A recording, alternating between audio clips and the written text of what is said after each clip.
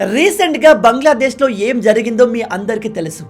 రిజర్వేషన్ని తొలగించాలంటూ స్టూడెంట్లు చేసిన ప్రొటెస్ట్ని మెల్లమెల్లగా ఆ దేశంలోని రాడికల్స్ అండ్ ఉగ్రవాదులు టేక్ ఓవర్ చేసుకొని ఆ దేశ ప్రభుత్వాన్ని కంప్లీట్గా కూల్చేశారు. ఆ దేశ ప్రైమ్ మినిస్టర్ అయిన షేక్ హసీనా తన ప్రాణాల్ని కాపాడుకోవడానికి దేశం నుంచి పారిపోవాల్సి వచ్చింది. ఇలా జరగడం వెనుక అమెరికా అండ్ బంగ్లాదేశ్ మిలిటరీ కలిసి ప్లాన్ చేశాయని చాలామంది చెప్తున్నారు. అలా ఎందుకు అంటే కొన్ని నెలల క్రితం ఈ షేక్ హసీనాని అమెరికన్ ప్రభుత్వం తమ దేశంలోని ఒక ఐలాండ్ని ఇవ్వాల్సిందిగా అడిగింది.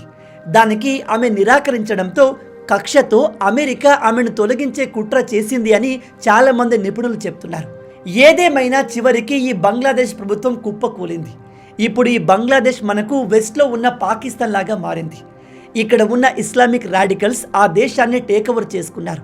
ఆ తర్వాత హిందువులపైన దాడులు జరగడం, కొత్తగా ఎన్నికైన ప్రధానమంత్రి కూడా బంగ్లాదేశ్ హిందువులను కాపాడడానికి ఏమీ చేయలేకపోవడం, ఏమీ చేయకపోగా ఇతను మన ఇండియాకే అగెన్స్ట్గా స్టేట్మెంట్లు ఇవ్వడం మొదలుపెట్టాడు. బంగ్లాదేశ్లో ప్రభుత్వం పడిపోవడం తర్వాత ఆ దేశ వినాశనం మొదలైంది అని చెప్పడంలో ఎటువంటి సందేహం లేదు. కానీ ఇక్కడ మేజర్ ప్రాబ్లం ఏమిటంటే బంగ్లాదేశ్లో ఇప్పుడు జరిగిన ఈ మార్పులు మన దేశాన్ని సీరియస్గా ఎఫెక్ట్ చేయబోతున్నాయి. ఆల్రెడీ బంగ్లాదేశ్ బార్డర్లో మనకు ఇల్లీగల్ బంగ్లాదేశ్ సమస్య విపరీతంగా పెరిగింది. అయితే ఇప్పుడు మరో కొత్త సమస్య, ఒక సీరియస్ ఇష్యూ మొదలైంది. అదేంటంటే ఇండియా సహకారంతో బంగ్లాదేశ్ జైల్లో బంధించబడిన వేల మంది ఉగ్రవాదులు అక్కడి జైలు నుంచి తప్పించుకున్నారు. వీళ్ళంతా కరుడుగట్టిన ఉగ్రవాదులు, మన దేశం పైన అనేక అటాక్లు ప్లాన్ చేసిన వాళ్ళు. ఇప్పుడు వీళ్ళంతా ఫ్రీ అయిపోయారు. అయితే ఈ ఉగ్రవాదులు బంగ్లాదేశ్ నుంచి ఎలా తప్పించుకున్నారు, వీళ్ళను తప్పించింది ఎవరు, వీళ్ళతో మన దేశానికి ఎటువంటి ప్రాబ్లం రావచ్చు అనే విషయాల్ని మనం ఈ వీడియోలో డీటెయిల్గా తెలుసుకుందాం. కానీ ఎప్పటిలాగే వీడియోలోకి వెళ్లే ముందు మీ అందరికీ ఒక చిన్న ప్రశ్న. వీటిలో ఏ రాష్ట్రం బంగ్లాదేశ్తో బార్డర్ని షేర్ చేసుకోవట్లేదు? Number 1 Assam, number 2 west Bengal, number 3 Mizoram, number 4 Bihar. మీ ఆన్సర్ని కింద కామెంట్లో చెప్పండి. చూద్దాం మీలో ఎంతమంది కరెక్ట్గా ఆన్సర్ చెప్తారు అనేది. దానికి రైట్ ఆన్సర్ నేను వీడియో ఎండ్లో చెప్తాను. కాబట్టి వీడియోని ఏమాత్రం స్కిప్ చేయకుండా పూర్తిగా చూసి అన్ని విషయాలు తెలుసుకోండి.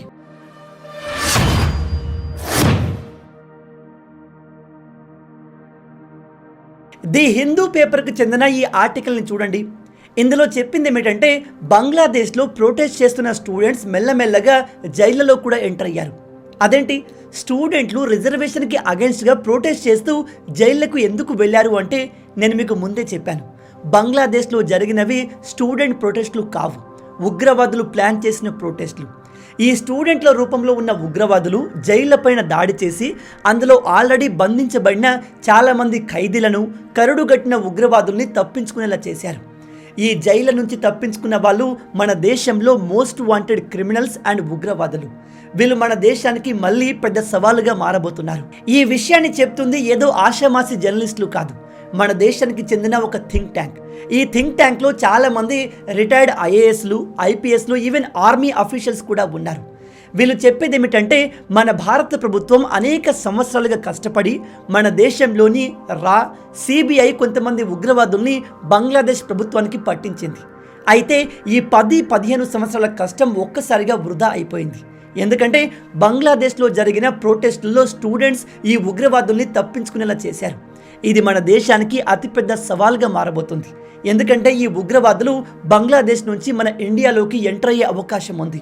ఈ పాకిస్తాన్ నుంచి ఉగ్రవాదులు ఎలాగైతే మన ఇండియాలోకి ఎంటర్ అవుతారో అదే విధంగా క్రాస్ బార్డర్ టెర్రరిజం బంగ్లాదేశ్ నుంచి కూడా మన ఇండియాలోకి ఎంటర్ అయ్యే అవకాశం ఉంది.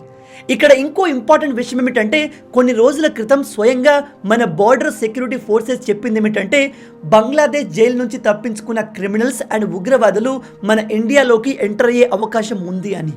స్వయంగా మన బార్డర్ సెక్యూరిటీ ఫోర్సెస్ ఈ విషయాన్ని చెప్తున్నాయి అంటే ఈ మ్యాటర్ ఎంత సీరియస్ అనేది మీకు అర్థమై ఉంటుంది. బంగ్లాదేశ్ జైలు నుంచి పారిపోయిన ఉగ్రవాదుల్లో అతి ప్రమాదకరమైన ఒక అల్-ఖైదా ఉగ్రవాది కూడా ఉన్నాడు. ఒకసారి ఈ న్యూస్ ఆర్టికల్ చూడండి. 2023లో మన ఇండియన్ ఇంటెలిజెన్స్ ఏజెన్సీ అల్-ఖైదాకు చెందిన ఒక మోస్ట్ వాంటెడ్ ఉగ్రవాది ఇక్రముల్ హక్ని ఎన్నో సంవత్సరాల నుంచి ట్రేస్ చేస్తుంది. చివరికి వాళ్ళు విన్ని బంగ్లాదేశ్లోని ఒక రైల్వే స్టేషన్లో ఐడెంటిఫై చేశారు. ఈ విషయాన్ని మన ఇండియన్ ఇంటెలిజెన్స్ ఏజెన్సీ వెంటనే బంగ్లాదేశ్ పోలీసులకు ఇన్ఫార్మ్ చేసింది. మీ అందరూ తెలుసుకోవాల్సిన ఒక ముఖ్యమైన విషయం ఏమిటంటే షేక్ హసీనా మంచిదా చెడ్డదా మనకు తెలియదు. ఆమె ఎన్ని మిస్టేక్స్ అయినా చేసి ఉండొచ్చు, కానీ ఉగ్రవాదం విషయంలో మాత్రం ఈమె చాలా స్ట్రిక్ట్గా ఉండేది. ఉగ్రవాదుల్ని మట్టు పెట్టడంలో ఈమె మన ఇండియాకు చాలా కోఆపరేట్ చేసింది.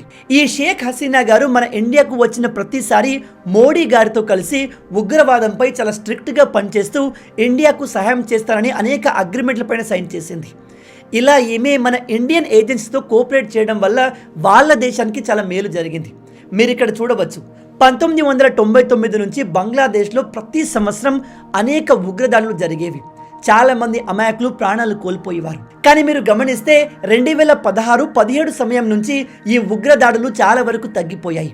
దానికి కారణం బంగ్లాదేశ్లోని RAB, ర్యాపిడ్ యాక్షన్ బెటాలియన్. ఇందులో బంగ్లాదేశ్ ఆర్మీ, నేవీ, ఎయిర్ ఫోర్స్కు చెందిన టాప్ అఫీషియల్స్ ఉండేవారు. ఈ ఫోర్స్ బంగ్లాదేశ్లో ఉగ్రవాదుల్ని కంట్రోల్ చేయడంలో కీ రోల్ ప్లే చేసింది.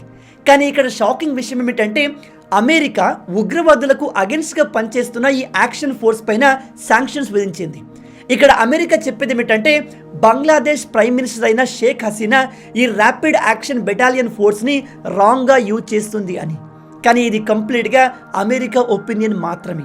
ఇప్పుడు మీలో కొంతమందికి బంగ్లాదేశ్లో ఒక ఫోర్స్ క్రియేట్ అయితే దానిపైన అమెరికా ఎందుకు రెస్పాండ్ అయింది అనే డౌట్ రావచ్చు. అలా ఎందుకు అంటే అమెరికా తనను తాను ఈ వరల్డ్ని ఉద్ధరించే ఒక ఫోర్స్ అనుకుంటుంది. ఇప్పుడే కాదు, వీళ్ళు ఎప్పటి నుంచో ఇలాగే అనుకుంటున్నారు. అందుకే ఏ దేశంలో అయితే డెమోక్రసీకి విరుద్ధంగా పనులు జరుగుతాయో వాళ్లకు వీళ్ళు ఉచిత సలహాలు ఇస్తూ ఉంటారు. ఈవెన్ ఈ అమెరికా ఎటువంటి రీజన్ లేకుండా మన భారత్ విషయంలో కూడా ఇంటర్ఫియర్ అవుతూ ఉంటుంది. కానీ మనం వీళ్ళను పెద్దగా పట్టించుకోము. మీకు గుర్తుండే ఉంటుంది, ఒకసారి ట్రంప్ ముందుకు వచ్చి కాశ్మీర్ విషయంలో నేను ఇండియా పాకిస్తాన్ మధ్య సంధి చేస్తాను అని చెప్పాడు. అప్పుడు మన ఇండియా చాలా పొలైట్గా ఇది మా దేశ ఇంటర్నల్ విషయం, మాది మేము చూసుకుంటాము, ఎవరి అవసరం లేదు అని చెప్పేసింది. కానీ బంగ్లాదేశ్ మనలాగా ధైర్యంగా అమెరికాను ఎదిరించలేదు. ఎందుకంటే ఇది చాలా చిన్న దేశం, వీళ్ళ ఎకానమీ అండ్ ఇంపార్టెన్స్ భారత్తో పోలిస్తే చాలా తక్కువ. అయితే ఈ బంగ్లాదేశ్ పైన అమెరికా ఇంత రూడ్గా ఎందుకు ఉందంటే నేను మీకు స్టార్టింగ్లో చెప్పాను. బంగ్లాదేశ్ ప్రైమ్ మినిస్టర్ అయిన షేక్ హసీనా అమెరికాకు ఒక ఐలాండ్ ఇవ్వడానికి ఒప్పుకోలేదు. అదేంటి బ్రదర్, బంగ్లాదేశ్ ఐలాండ్ అమెరికాకు ఎందుకు, వాళ్ళకేం అవసరమని మీలో కొందరికి అనిపించవచ్చు. విషయం ఏమిటంటే అమెరికా బంగ్లాదేశ్కి దగ్గరలో ఉన్న ఒక ఐలాండ్లో తమ ఆర్మీ బేస్ని ఏర్పాటు చేద్దాం అనుకున్నారు. దాంతో ఈ అమెరికా అటు చైనాను కంట్రోల్ చేయొచ్చు, ఇటు మన దేశం పైన కూడా నిఘా వేయొచ్చు అనుకుంది. కానీ ఈ ప్లాన్ షేక్ హసీనాకు అస్సలు నచ్చలేదు. నేను మా ఐలాండ్ని ఇవ్వను అని ఆమె చాలా కరాఖండిగా అమెరికాకు చెప్పేసింది. ఈ విషయం అమెరికాకు అస్సలు నచ్చలేదు. దాంతో వాళ్ళు షేక్ హసీనాను టార్గెట్ చేయడం మొదలుపెట్టారు. అందులో భాగంగానే ఆ దేశం ప్రజెంట్ ఈ పరిస్థితికి చేరుకుంది. అయితే ఈ షేక్ హసీనా మన ఇండియాకు ఉగ్రవాదుల్ని కంట్రోల్ చేయడంలో చాలా కోఆపరేటివ్గా ఉండేది. అందుకే మన ఇంటెలిజెన్స్ ఫోర్సెస్ బంగ్లాదేశ్కి ఎప్పటికప్పుడు ఉగ్రవాదుల గురించి ఇన్ఫర్మేషన్ ఇచ్చేది. అందులో భాగంగానే అల్ ఖైదాకు చెందిన మోస్ట్ వాంటెడ్ ఉగ్రవాది అయిన ఇక్రాముల్ హక్ని మన ఇండియా బంగ్లాదేశ్కి పట్టించింది. 2023 నుంచి ఈ ఉగ్రవాది జైల్లో ఉన్నాడు. కానీ రీసెంట్గా బంగ్లాదేశ్లో ప్రొటెస్ట్ చేస్తున్న స్టూడెంట్స్ అండ్ ఇతర రాడికల్స్ జైళ్లపైన దాడి చేసి అందులో ఉన్న ఈ ఉగ్రవాదుల్ని తప్పించుకునేలా చేశారు. ఇలా బంగ్లాదేశ్ జైలులో ఉన్న వేల మంది మోస్ట్ వాంటెడ్ అండ్ డేంజరస్ ఉగ్రవాదులు ఇప్పుడు తప్పించుకున్నారు. సాధారణంగా అల్ ఖైదాకు చెందిన ఉగ్రవాదుల్ని పట్టుకోవడం చాలా కష్టం.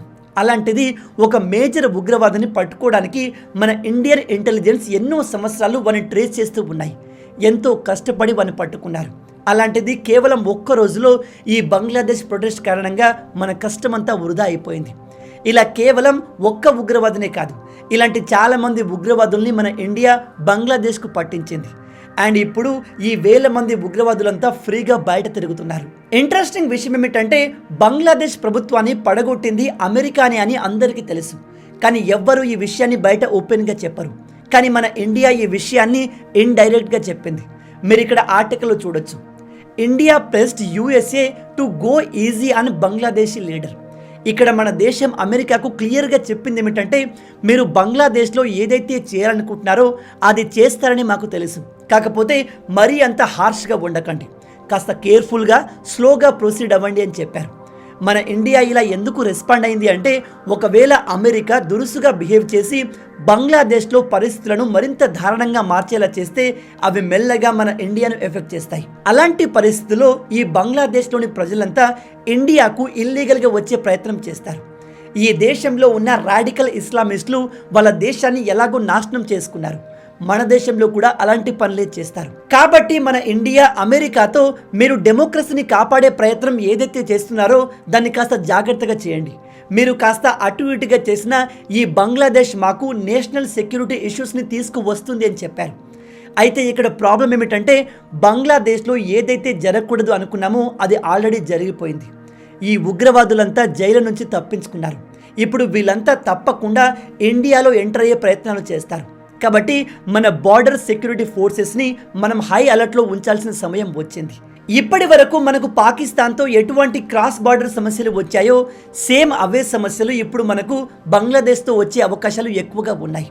మరో ముఖ్యమైన విషయం ఏమిటంటే ఇండియా బంగ్లాదేశ్ బార్డర్లో ఫెన్సింగ్ అనేది 100% జరగలేదు. కేవలం 80% వరకు మాత్రమే ఫెన్సింగ్ వేసి ఉంది.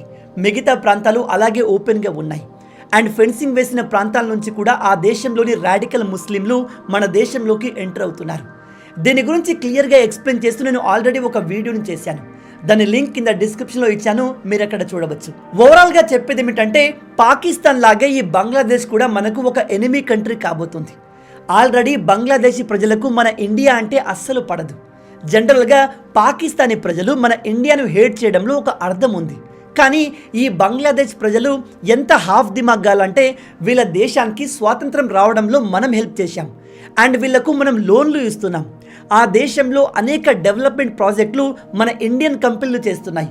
అతి ముఖ్యంగా బంగ్లాదేశ్కి ఎలక్ట్రిసిటీ ప్రొవైడ్ చేస్తుంది మన అదానికి చెందిన కంపెనీ. అయినా కూడా అక్కడి ప్రజలు మన ఇండియా అన్న ఇండియన్స్ అన్న అస్సలు నచ్చదు. అలా ఎందుకు అనేది వాళ్ళకే తెలియాలి. రీసెంట్గా బంగ్లాదేశ్లోని మన ఇండియన్ ఎంబసీ పైన అక్కడి ప్రజలు దాడులు చేయడం మొదలుపెట్టారు. ఇక్కడ ఇంట్రెస్టింగ్ విషయం ఏమిటంటే బంగ్లాదేశ్లో ప్రొటెస్టులు జరుగుతున్నప్పుడు అక్కడి ప్రజలంతా మన దేశానికి అగైన్స్ట్గా నినాదాలు చేస్తున్నారు. కానీ ఇప్పుడు ఆ ప్రజలంతా మన ఇండియన్ ఎంబసీ దగ్గరికి వెళ్ళి వీళ్ళు మేము ఇండియాలోకి వెళ్లేందుకు వీసాలు ఇవ్వట్లేదని చెప్పి మన మీదే అరుస్తున్నారు. అంటే వీళ్ళు మన దేశాన్ని తిడతారు, కించపరుస్తారు, అక్కడి హిందువులపైన దాడులు చేస్తారు అండ్ చివరికి ఇండియాకే రావాలి అనుకుంటారు. మీరు ఇక్కడ చూడవచ్చు, ఇండియన్ వీసా కోసం బంగ్లాదేశీ ప్రజలు కిలోమీటర్ల కొద్దీ లైన్లో నిలబడ్డారు. అటు పాకిస్తాన్ని ఇటు బంగ్లాదేశ్ని హ్యాండిల్ చేయడం మన ప్రజెంట్ గవర్నమెంట్కి అతిపెద్ద ఛాలెంజ్ కాబోతుంది. రీసెంట్గా బంగ్లాదేశ్లో కొత్తగా ఎన్నికైన ప్రైమ్ మినిస్టర్ పాకిస్తాన్ నుంచి వెపన్స్ని కొంటున్నాడు. బంగ్లాదేశ్లో సిచ్యువేషన్ ఇంత దారుణంగా ఉన్నా, అక్కడి ఎకానమీ కుప్పకూలుతూ ఉన్నా గవర్నమెంట్ మాత్రం వెపన్స్ని కొంటుంది, అది కూడా పాకిస్తాన్ నుంచి. మరి ఆ వెపన్స్ని వీళ్ళు ఏ విధంగా ఉపయోగించబోతున్నారు, ఏం చేయబోతున్నారు అనేది మనం వేచి చూడాలి. ఇప్పుడు మీలో కొందరు అనుకోవచ్చు, ఈ వెపన్స్ని ఇండియా పైన ఉపయోగించే అవకాశం లేదా అని.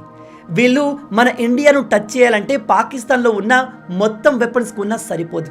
ఖచ్చితంగా బంగ్లాదేశ్ ప్రభుత్వం ఏదో ప్లాన్ చేయబోతుంది. కానీ అది ఇండియాకు అగెన్స్ట్ అయితే కాదు. ఇండియాను టచ్ చేస్తే వీళ్ళ పరిస్థితి ఎలా అవుతుందో వాళ్ళకు బాగా తెలుసు. ఇక నేను మిమ్మల్ని మొదట్లో అడిగిన ప్రశ్నకు సమాధానం విషయానికి వస్తే, వీటిలో ఏ రాష్ట్రం బంగ్లాదేశ్తో సరిహద్దును పంచుకోవట్లేదు? దీనికి రైట్ ఆన్సర్ నెంబర్ 4 బీహార్. మీలో ఎంతమంది దీన్ని కరెక్ట్గా ఆన్సర్ చేయగలిగారు? హానెస్ట్గా కింద కామెంట్లో చెప్పండి. మొత్తంగా ఇవే ఈ వీడియోకి సంబంధించిన పూర్తి విషయాలు. ఈ వీడియో మీకు నచ్చింది అనుకుంటున్నాను. నచ్చితే అలా ఊరికే చూసి వెళ్ళిపోకుండా వీడియోని లైక్ చేయండి. ఈ వీడియోకి నేను మీకు ఇచ్చే లైక్స్ టార్గెట్ 5000 లైక్స్. చాలా ఈజీ, సింపుల్గా చేసేయండి. మీరు కొట్టే లైక్స్కి కింద ఉన్న లైక్ బటన్ పగిలిపోవాలి. అలాగే ఇలాంటి మరిన్ని ఇంట్రెస్టింగ్ వీడియోస్ కోసం మన ఛానల్ని సబ్స్క్రైబ్ చేసి మమ్మల్ని సపోర్ట్ చేయొచ్చు కదా. ఇది మీకు కంప్లీట్లీ ఫ్రీ. కానీ మీరు చేసే ప్రతి ఒక్క లైక్ అండ్ సబ్స్క్రిప్షన్ మాకు మరిన్ని వీడియోస్ చేయడానికి ఒక మోటివేషన్లా ఉంటుంది. కాబట్టి వీడియోని లైక్ చేసి ఛానల్ని సబ్స్క్రైబ్ చేయడం మర్చిపోవద్దు. రాబోయే వీడియోలో ఇంకో ఇంట్రెస్టింగ్ టాపిక్తో మళ్ళీ కలుద్దాం. అంటిల్ దెన్, జై హింద్.